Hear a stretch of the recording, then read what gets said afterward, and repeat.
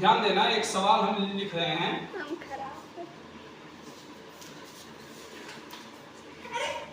पहला है 3, 6, 9, 12 dot dot dot dot dot करके दिया गया है और 48 कर दिया गया।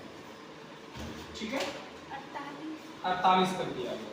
तो देखो इसमें हमको पूछ रहा है कि बताइए यहां से यहां तक पद कितने, पद की संख्या पूछी जा रही है, मतलब कि n पूछी जा रही है। ठीक है ना, तो हमको पता है यहाँ पर हम पहले क्या लिखेंगे, हल।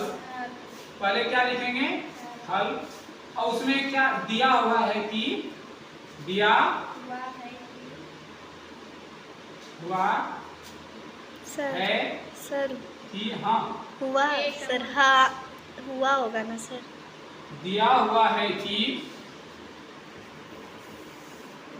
a बराबर, a किसको बोलते हैं, पहला पद, प्रथम पद, पहला पद, यानी कि पहला पद मेरा कितना दिया हुआ है, 3। तो d बराबर 3, d बराबर a2 माइनस a1। तो d बराबर a2 मेरा कितना है, 6 है।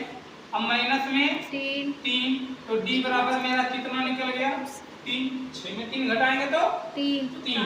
और उसके बाद हमारा देखो, और लास्ट पद हमको दिया हुआ है कितना, 48।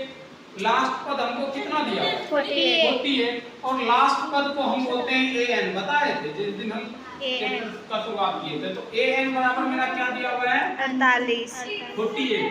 अब हमको देखो a का मान दिया हुआ है, d का मान दिया हुआ है, an का मान दिया है, और हमको n का मान निकालना है, यानी कि पदों की संख्या निकालनी है।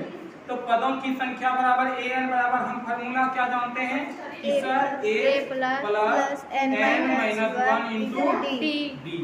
तो an के बदले देखो an का मान दिया हुआ है कितना, 48 बराबर a के बदले 3, प्लस के बदले n का मान नहीं दिया है, d का मान दिया हुआ है, हाँ दिया हुआ है 3 रख दिए। 48 के बदले 48 बराबर के बदले बराबर, 3 के बदले प्लस के बदले ये 3 इसके साथ भी गुना है, इसके साथ भी गुना है, तो 3 गुना n 3n या 3n। अब माइनस के बदले माइनस 1 गुना 3। अब देखो ये 3 प्लस में, ये 3 माइनस में, ये तो यहीं पर खत्म हो गया, कोई दिक्कत नहीं। अब बचा क्या, 48 बराबर 3n। तो n के साथ 3 किसमें है, गुना में, इधर आएगा तो भाग में। अब जो